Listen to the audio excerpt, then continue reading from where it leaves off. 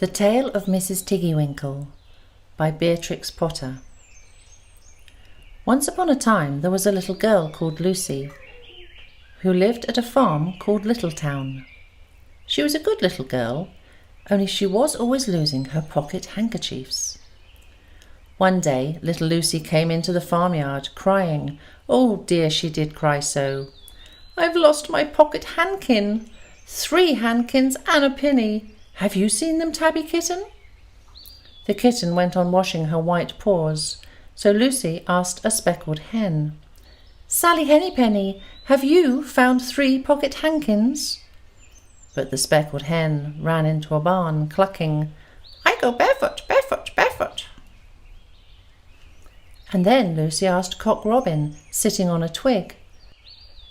Cock Robin looked sideways at Lucy with his bright black eye, and he flew over a stile and away.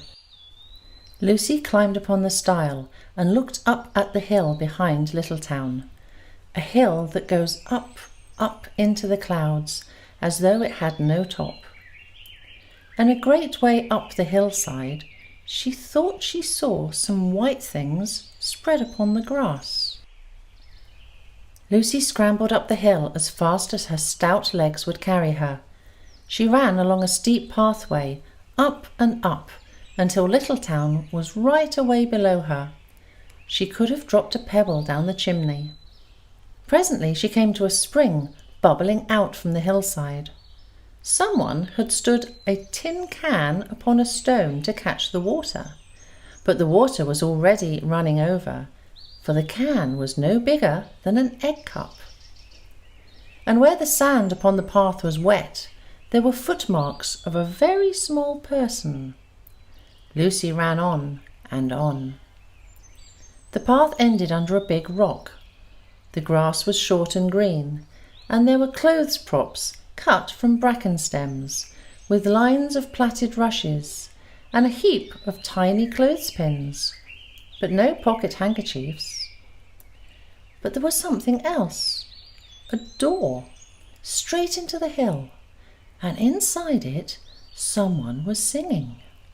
"Lily white and clean, with little frills between, smooth and hot with rusty spots, never here be seen, Lucy knocked once, twice, and interrupted the song.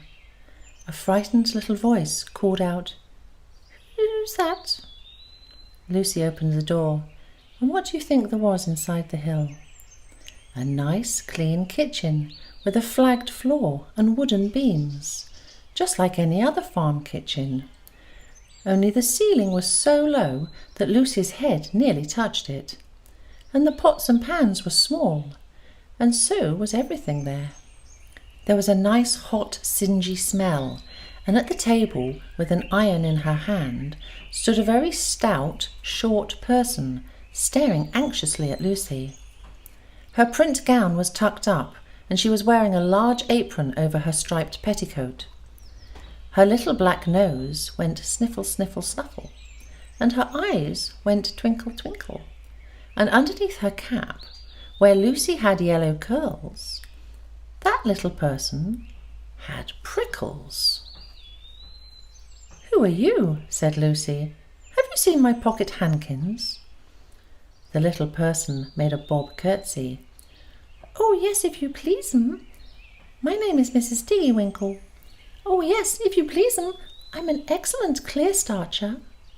And she took something out of a clothes basket and spread it on the ironing blanket.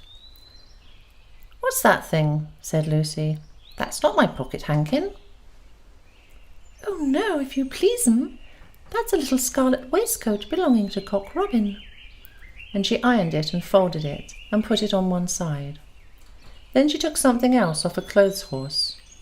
"That isn't my pinny," said Lucy. "Oh no, if you please'm.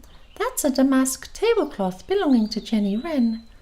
Look how it's stained with currant wine. It's very bad to wash," said Mrs. Tiggy Winkle. Mrs. Tiggy Winkle's nose went sniffle, sniffle, snuffle, and her eyes went twinkle, twinkle, and she fetched another hot iron from the fire. "There's one of my pocket hankins," cried Lucy, "and there's my pinny." Mrs. Tiggy-Winkle ironed it and goffered it and shook out the frills. "Oh, that is lovely," said Lucy. "And what are those long yellow things with fingers like gloves?" "Oh, that's a pair of stockings belonging to Sally Hennypenny. Look how she's worn the heels out with scratching in the yard. She'll very soon go barefoot," said Mrs. Tiggy-Winkle. "Why, there's another handkersniff, but it isn't mine, it's red." "Oh no, if you please'm, that one belongs to old Mrs. Rabbit, and it did so smell of onions. I've had to wash it separately. I can't get out the smell." "There's another one of mine," said Lucy. "What are those funny little white things?" "That's a pair of mittens belonging to Tabby Kitten. I only have to iron them. She washes them herself." "There's my last pocket hankin," said Lucy. "And what are you dipping into that basin of starch?" "They're little dicky shirt fronts belonging to Tom Titmouse. Most terribly particular," said Mrs. Tiggy-Winkle. "Now I've finished my ironing, I'm going to air some clothes." "What are those dear, soft, fluffy things?" said Lucy. "Ah, those are the woolly coats belonging to the little lambs at Skelgill." "Will their jackets take off?" asked Lucy. "Oh, yes, if you please'm. Look at the sheep mark on the shoulder. And here's one marked for Gates Garth, and 3 that come from Littletown. They're always marked at washing," said Mrs. Tiggy-Winkle. And she hung up all sorts and sizes of clothes, small brown coats of mice, and one velvety black moleskin waistcoat, and a red tailcoat with no tail belonging to Squirrel Nutkin, and a very much shrunk blue jacket belonging to Peter Rabbit, and a petticoat not marked that had got lost in the washing, and at last the basket was empty. Then Mrs. Tiggy-Winkle made tea, a cup for herself and a cup for Lucy. They sat before the fire on a bench and looked sideways at one another. Mrs. Tiggy-Winkle's hand, holding the teacup, was very, very brown and very, very wrinkly with the soapsuds. And all through her gown and her cap there were hairpins sticking wrong end out, so that Lucy didn't like to sit too near her. When they had finished tea, they tied up the clothes in bundles, and Lucy's pocket handkerchiefs were folded up inside her clean pinny and fastened with a silver safety pin.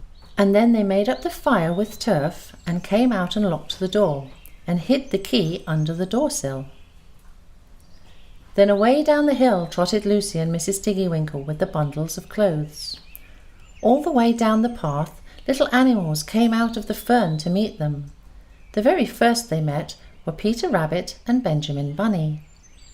And she gave them their nice clean clothes, and all the little animals and birds were so very much obliged to dear Mrs. Tiggy-Winkle. So that at the bottom of the hill, when they came to the stile, there was nothing left to carry, except Lucy's one little bundle. Lucy scrambled up the stile with the bundle in her hand, and then she turned to say good night and to thank the washerwoman. But what a very odd thing! Mrs. Tiggy-Winkle had not waited either for thanks or for the washing bill. She was running, running, running up the hill, and where was her white frilled cap, and her shawl, and her gown, and her petticoat? And how small she had grown, and how brown, and covered with prickles! Why, Mrs. Tiggy-Winkle was nothing but a hedgehog. Now some people say that little Lucy had been asleep upon the stile, but then how could she have found 3 clean pocket hankins and a pinny pinned with a silver safety pin? And besides, I have seen that door into the back of the hill called Cat Bells, and besides, I am very well acquainted with dear Mrs. Tiggy-Winkle.